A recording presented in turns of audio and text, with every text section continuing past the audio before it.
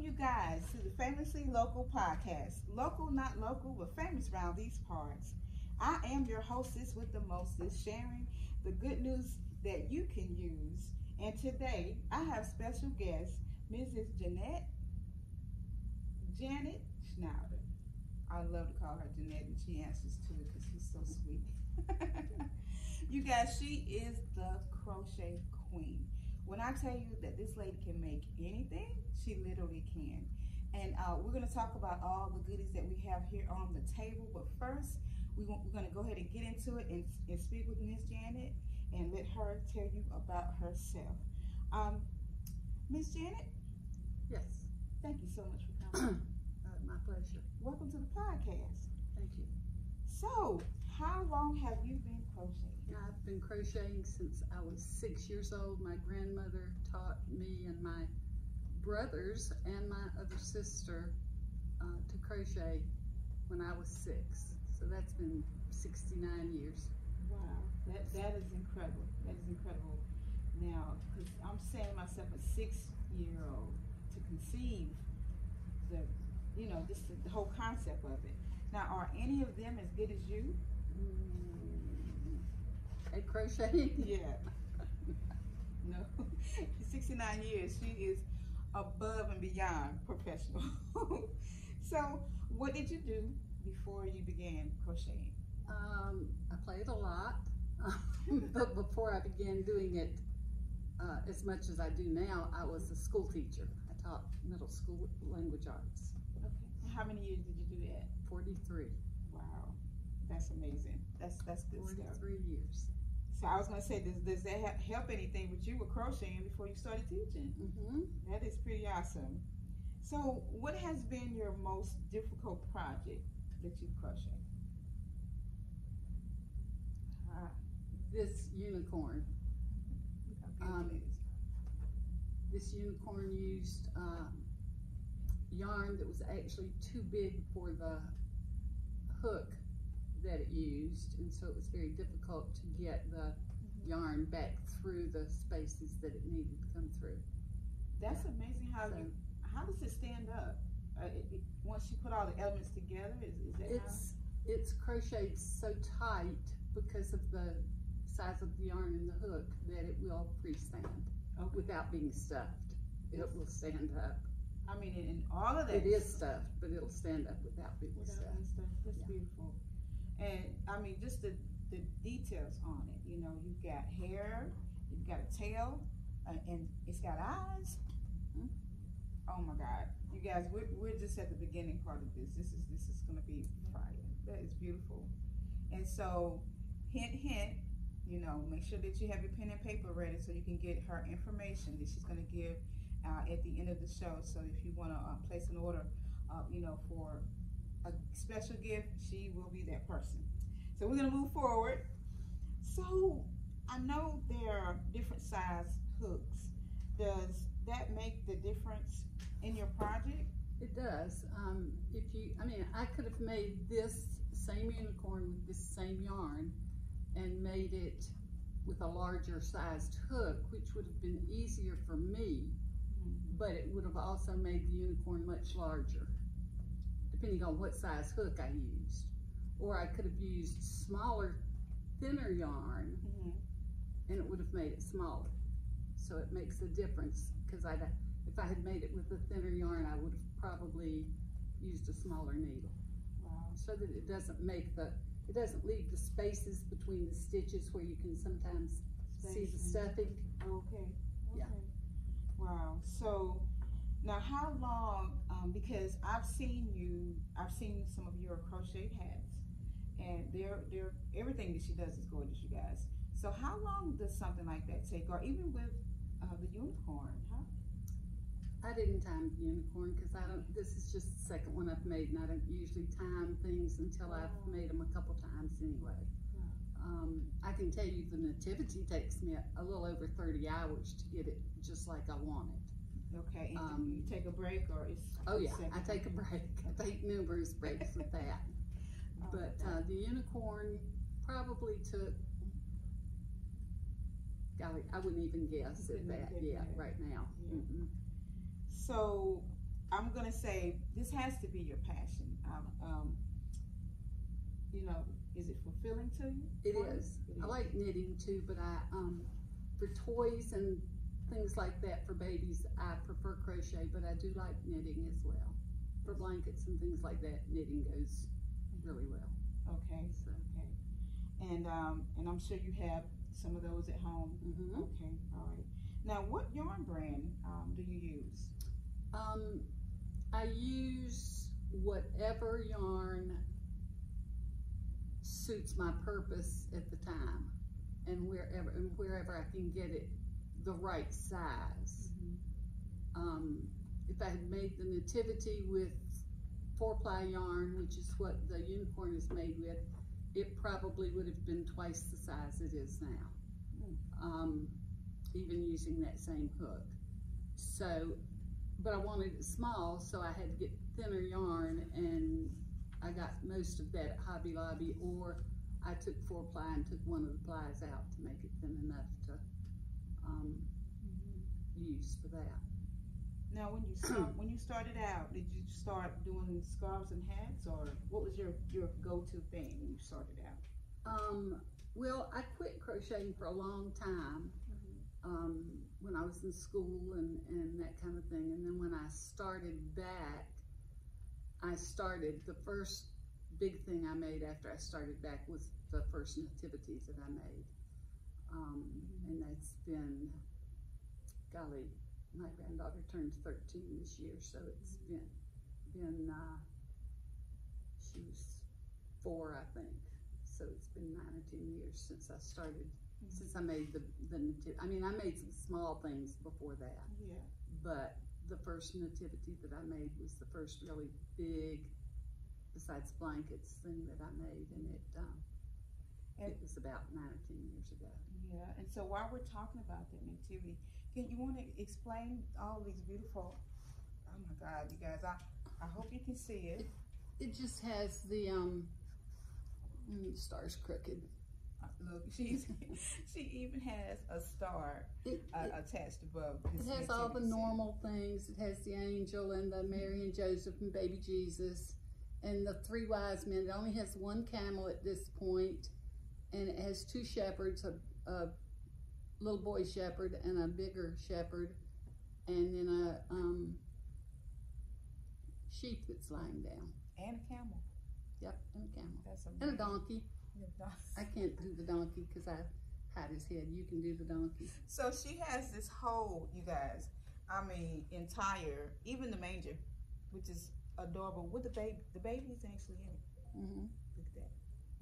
That is amazing. That is beautiful. And so if someone wanted, He's fine. Okay. He got bent in the bag. So if someone wanted the nativity scene, what type of notice would they have to give you? Probably about 3 weeks. Okay.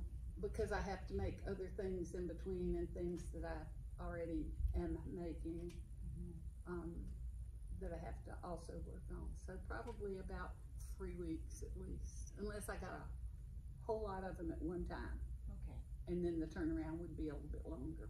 Right, okay. Now, do you ever get like a weird request as to not having certain pieces, or? I haven't. Okay. I never have. In fact, I have been asked to have like another sheep or more camels, or I want to do a drummer boy, but even though I know he wasn't there, but I haven't done that yet. Oh, wow. It's amazing. And I tell you, I mean, that alone just puts you in a whole mood, you know. So do you use patterns? For some things I use patterns. For some things I make it up as I go along. Usually if I use a pattern, I change it as I'm going because I either see an easier way to do it, or I want to add something to it. The nativity, I started off with a very simple pattern, and I've added stuff and taken away stuff and made the wise men fancier and that kind of thing, so that they would be a little bit more eye-catching. Wow. Yeah, usually I start off with some sort of a pattern. Yeah. or else I have one in my head. That's amazing. I'm just like, wow. And so let's take a look at some other pieces here. So we've got our beautiful unicorn. Can you show them the mermaids yet? I can. Well, no, let's go here because Okay. the Memorial holiday Is coming upon us. up. Yeah. So we have now this one is knitted. This is a hand knitted bear. That it doesn't take me forever to do like some things do. Has a belly button, but you can't see it on there. Oh, And he has a whole body. he has love it. some cute little cheeks here. Yeah. But yeah, I made him in all different colors. That's amazing. I love it. And he's made out of the chenille yarn, the fuzzy blanket yarn. So how many colors is that? So it's literally separate pieces? No, this is a variegated piece. Okay. So it came with the two blues and the white and the red. The yarn will just have a section of blue and a section of white and a section of the other blue and a section of red. So yeah, you like crocheters, you know what she just said. Like this one. Variegated. This is variegated, like this one. Okay. This baby lovey. Aww. This yarn is variegated as well, but the purple is separate. So the purple I made, and then then I stopped and put in a variegated, and stopped and put in more purple, and stopped and put in more variegated. So yeah, That's good. but that's a kitty cat Yeah. baby lovey. Yeah. So they can do a whole puppet thing, It's, actually, right? Yeah, or just carry it around like my grandchildren do. Aww. Yeah. And so, okay, so here's another. Well, all of them are my favorites. Look at this frog. Can you show them that? So all of you Rock Hill family and fans and extended family and friends, this is definitely the come see me representative. So this is the handsome prince. You know, before you meet the handsome prince, you have to kiss a lot of toes. This is the handsome prince. Or it could be Froggy Wintercorton. Whoops, sit up. He can sit up. He has a whole, oh, I love it. That's good stuff. Oh, wow. And so what do we have left here? Okay, we have the Little Mermaid is coming out. That live action Little Mermaid is coming out this month. Beautiful. So we have a Big Mermaid and a Little Mermaid. That's awesome. They're actually almost the colors of the mermaid in the live action. Yeah. I love that. I bet it's so. I know that's a hot sale. This one took forever because of the hair. Yeah. Well, both of them did because the hair, the spiraled hair, takes a long time to make. That's amazing. I'm looking at the whole fin going on down there. That to me would be. Okay. And then let me move her. All right. I'm so glad that I she think all we have loved left is my little fisherman. Look at that. Whoops. This fishing pole went behind. There, in his bucket. Little fisherman in his bucket. Yes. Okay. He has a hat. An actual That was the fisherman's hardest hat. part to crochet of him, was the hat. Wow, that's amazing. So you guys, now this is just what we call a handful, and as you can see, that's unbelievable. So, so I want to ask you this I question. make a whole lot of other different things as well. Yeah. I just didn't want to bring everything. Right. But this Some is, of it's in the shops. Okay. And so is there a support group for crocheting? Is there? There are several on the internet, and there's one that I go to on Thursday nights here locally. So yeah, there's a local support group. There are several local support groups too, I understand. I'm only involved with one right now. And then there are several groups on the internet that you can join and see what other people are making and show what you're making and ask questions about how to do things or that kind of thing. So yeah. So I'm sorry. No problem. You guys, this is a live broadcast, so things will happen. We are on the air. And so what I do want to know, you mentioned shops. And so they're here in Rock Hill? I have some things in the Corner Roost in York on Congress Street. I have some items at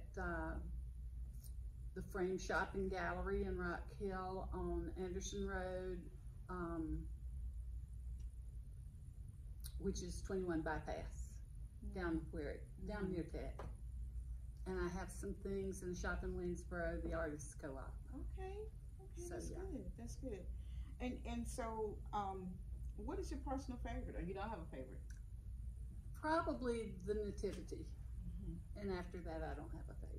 I just, if I like it, or I think somebody else might like it, I make it. Now, Ms. Janet, have you ever thought about teaching the crochet? Actually, when I was teaching, we had a group after school for several years and taught young people, middle school age, to crochet. And of course, I've taught my granddaughter to knit. Oh, awesome. And I've taught a couple other people. I do help a lady on Friday nights, most Friday nights, teaching crocheting and knitting here locally. So yeah, and the lady at the Corner Roost in York wants me to do a class over there, but I haven't done it yet. That's awesome. So you stay busy, period. Yeah. I love it. I love it. So if someone wanted to purchase any of your beautiful items, how do they get in contact with you? How can people find you? They can call me. I'll give you that phone number, but I won't answer it. They'll have to text or leave a message. Okay. And that's 803-517-8320. All right, so that was 803-517-8320, and text, and she will respond. All right, that's awesome. Is in any other way that they can contact you? They can email me, but sometimes sometimes those kind of emails go into spam, and I don't always check the spam. But the email address is Schneider, SCHNEIDERJFMMS@gmail.com. All right, did you guys get that? I really hope that this was informative to you, but most of all that you will be, she's your own personal gift shop. So Ms. Janet, I cannot thank you enough for coming on the podcast and just giving us your time, because I know normally she has this in her hand, and so for her to take a moment to step away from that, she has it right now. Exactly, right beside her. So I definitely appreciate it. You're so welcome. Thank you so much. Thank you. Welcome to the podcast. Thank you. And so you have it, you guys. Again, local, not local, but famous around these parts. That's what I'm trying to let everybody know, that we have a community of awesome people doing awesome and wonderful things. Thanks so much for tuning in, fam. Have a beautiful day. Be blessed.